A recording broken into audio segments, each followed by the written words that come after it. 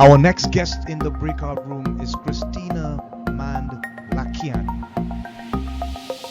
She says, I'm a serial entrepreneur, speaker, mother, philanthropist, everyday life philosopher, and a woman on her own journey of spiritual growth.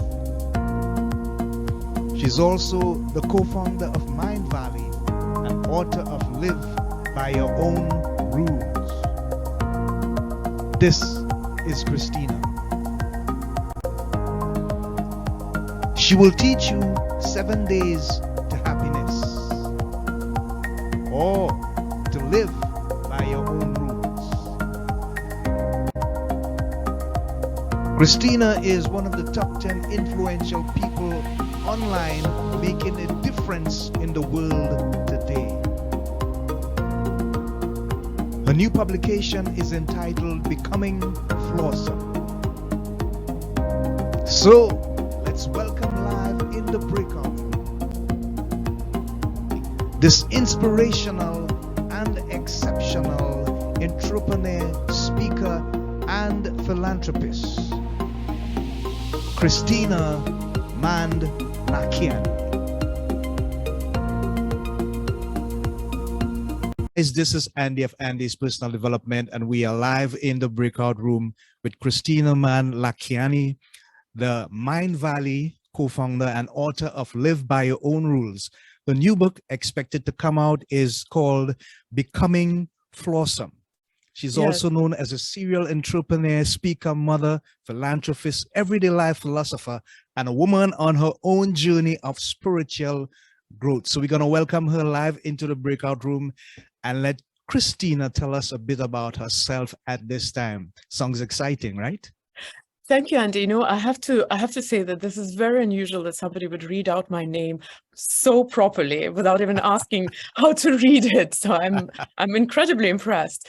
I did my research. Thank you. So yeah, usually when I talk about myself, I mention that I'm co-founder of Mindvalley because this is the main part of my life. Right. And the professional side of it. Of course, I have other things in my life as well. But Mindvalley is one of the world's biggest transformational education platforms in the world. So that's in a nutshell. But you know, when you ask me to talk about myself, I can go on for a day. All right. So I'm going to be a little bit more specific. Yeah. You were born and grew up in Estonia. Yeah. How was that like for you in terms of your childhood days, and how did that create the foundation that impacted upon your life so that you are here where you are now today? Yeah, it's interesting because Estonia at that time when I was born was Soviet Union, and this thing doesn't exist anymore. Right. And it looks like everything that I'm doing right now is the complete opposite of what I grew up in. In Soviet Union, you couldn't do business. It was punishable by law. You would end up in jail. Soviet people frowned upon personal growth and transformation. We had this running joke when I was young: don't teach me how to live, give me money. So, wow. Okay. So I'm doing everything that was completely impossible in Soviet Union. But with that said, I actually don't claim the transformation. I think I was lucky. I was born in the later days of the Soviet Union when its leader was well, actually, I grew up in the later days when its leader was Gorbachev, so the society was ready to rebel. Okay. And I was 14 when Soviet Union collapsed, so I wasn't a revolutionary, but I grew up in the society that was ready to change things. And for me, this rebelliousness, this idea that you question things, if you don't like them, you say, I don't like them. That was actually my environment, and it was at that time when I was a child, it was possible. Also, I think I'm lucky with my parents. So the values and the worldview were laid the foundation for my life, but not the actual rules of the game, because the rules of the game have changed so dramatically. Yeah. Wonderful. How did you end up working with the government, and what was your position exactly? What did you do with them? I ended up working with the government because, again, it's the Soviet Union context. The most glamorous thing I could imagine was either being a journalist or working, well, working in the government, but more specifically in diplomatic service. I wanted to be, I wanted to be a, you know, an ambassador of Estonia somewhere and travel the world.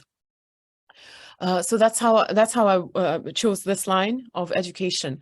I was 14 when Soviet Union collapsed, and one of the things that Estonia did very different from a lot of other countries which emerged at that time, you know, even the Eastern Bloc had to reinvent, not just the Soviet Union countries, but all the countries who were under the Soviet Union influence. They had to reinvent themselves. And one of the things that Estonia did is that they removed from power, or they refused to give power for 10 years to anyone who had been in power during Soviet days. Oh, okay. And there was nowhere to take people from. So young people took up very high positions. So I was 21 when I was an advisor to the governor of the capital region in personal growth. Personal growth. In public. It's like it's in your DNA, Kristina. I can understand. No, it was a little bit less transformational. It was public and foreign relations. Understood. Well, how was that like for you, that experience working for this governor? It was fun, and we were so brave. And, you know, in that time, everybody was new. Nobody knew what we were doing because the game was changing. And whoever knew how the things worked, they were actually, they were asked politely to not come back to power for 10 years. Some of them actually returned 10 years later. But in my days, the Minister of Education and the Minister of Defense, both two people, they were 27. Oh, wow. Yes. Amazing. Yeah, so that was the time when a bunch of kids just took over the country and tried to play with it. Great, great, great. And you co-founded Mindvalley in 2003. Yes. What was the catalyst for you getting into that place? And who was the person that co-founded Mindvalley with you? So actually, there's a person who founded Mindvalley, and I co-founded. Fair enough. Okay. So yeah, and in 2003, I married Vishen, the founder of Mindvalley, the famous founder of Mindvalley. Yeah, I'm familiar with this guy. I'm familiar with him. He reaches out to me a lot. So yeah.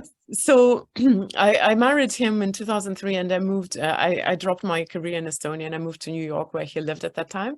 And Mindvalley was a side business because he was also pursuing a traditional career, and I was trying to redefine myself, you know, in the new environment. So I helped Vishen start this business. Of course, I had a minority share in the beginning. It was more of an accident, and it wasn't something that I thought I would do for the rest of my life. I actually went to study after that, and I still tried to start a career in international politics, but because it is a passion project, essentially. So at some point, it just won me over. So I was from the start in Mindvalley, but it was the child of Vision. Okay, great. And in 2009, you were able to launch in Russia. Yes. Amazing. How did that happen? That was, that was my past life. My mom is from Belarus. And another messed up country in Europe, and she doesn't speak many languages, or she doesn't speak them very well. So when I started finding the beauty in personal growth and transformation, I had a feeling that I would love my mom to also learn something from that, but because she didn't speak English, the logical solution was to translate it into Russian for her, which I did on a scale where we just started adapting Mindvalley to Russian market. But it was a rocky journey because it was at the time when it wasn't a strategic decision by the company. It was more my side project, side to Mindvalley now. So it was an independent company for a long time, and it was a little different, and the market was very different. And I had a business partner with whom we later had a falling out. So Mindvalley in Russian language was a separate process with its Okay. own life. Okay.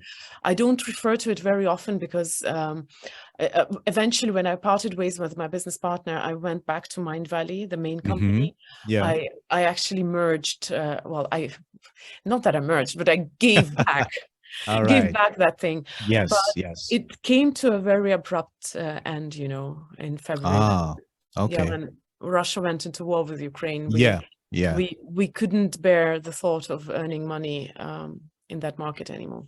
Wow. And I applaud you for that. Well done, Kristina. Okay. So here's the thing. How did the writing begin? And I find the writing part to be very intriguing, particularly live by your own rules.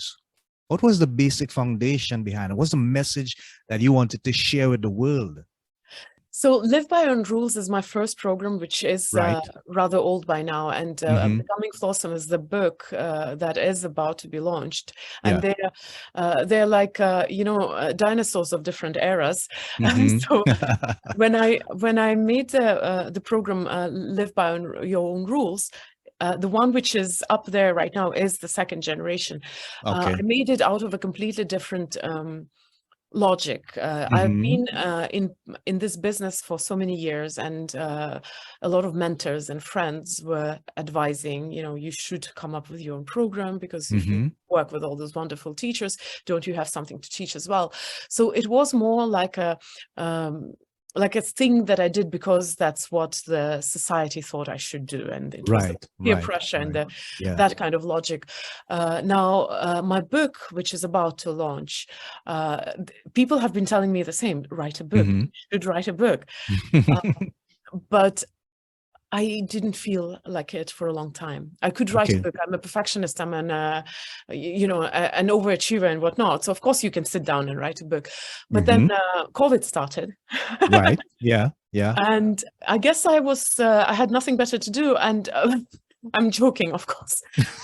But the thing is that this book, it had to be born, because I matured, and it is very different because it wasn't forced out of me. It's like when you are pregnant with a baby, and I mean, women get pregnant with a baby. When the time comes, the woman cannot hold the baby in. The baby has to come out. Yeah, it has to come. That's the difference between my first program, where it was done because of logic, and the last, and my book, Becoming Flawesome, which is my baby. We just couldn't hold it in. Yeah, wonderful. Thanks for sharing, Kristina.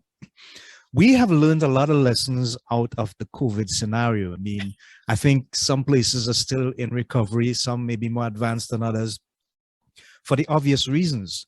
But for Mindvalley, how much of an adjustment did you guys have to make, and how do you see this helping you go forward? Because Mindvalley to me is so relevant to a whole lot of people in terms of the level of education and self-growth and development that they can get. But what about the future, based on the lessons that you have learned through this COVID period? How is the shape up for you going forward with Mindvalley? I think every experience in our life, if you put it in the context, if you think about it, if you try to make sense out of it, actually does give you a transformation, because that's essentially how transformation happens. Right. So of course we have transformed as a result of COVID, but like anything that happens in life, it doesn't have a very black and white influence on you. We usually simplify the things and we say this is good, this is bad, but in a lot of things which may be painful, there may be a seed of a positive change, and in a lot of good things there may be the seed of nothingness and boredom. And you know, so what happened to us is that on one side, of course, as a human society went through such a challenging time, the need for personal growth and transformation grew. So we might say that our market grew. But on the other side, the physical component of our existence was put on hold for 2 years. The two very important parts of our company were events, live events, which we couldn't do for years. And that, of course, had a very strong impact on us. And the teams, we had big teams running these events. They had to adjust. And it was not a short period. They had to adjust for 2 years. And then when things came back to normal, they had to adjust back. Because Mm, in these 2 years, they were not just sitting at home and waiting when the times get right. better. They were doing something else. So Yes. that kind of adaptability was something which we had not experienced before. And another important aspect which did suffer is we pride ourselves on our company culture, which is very highly dependent on people Mhm. seeing each other and people being in each other's presence. And our Okay. offices were gorgeous, and they still are, and fun, and we had events, and it was a lifestyle. You know, you didn't need entertainment. You just belonged Right, to the right. office, and Yeah. that was put on hold as well. So it was a trying time for us. Great. Thanks for sharing. Christina, what are your personal achievements that you have accomplished basically, and how do you complement that with what you do at Mindvalley? And is there a new vision going forward? I see the smile on your face. Because I'm probably not not going to give you the good answer. I Yes, think yes. my two biggest achievements are my children. Ah, wonderful. Family. Family is the Yeah. basic foundation. I hear that. I feel that. But I And don't want to call them an achievement because it's a little bit unfair to the kids. But right. I'm very proud of having birthed the children, Mm-hmm. and I enjoy their company immensely. So they are my big pride. Mm-hmm. Uh, of course, I'm really happy with what I'm doing in Mindvalley right now because I believe in my message, and that faith in what I do is what helps me to go through doubts, through failures, through hard times. And Wonderful. I'll mention one more, which has nothing to do with Mindvalley. I just recently bought 10 sheep. They're all ewes. Mm-hmm. 2 of them are pregnant, and I'm getting a ram for my birthday. So I can consider myself now officially a farmer. Okay. An addition to your many titles. Wonderful. Yeah. So I've got two quick questions. We just have about 4 minutes remaining. Who is your mentor, your go-to person, that voice, that still voice that brings you back down to earth, keeps your feet on the ground, and helps you make proper decisions? Who's that mentor in your life?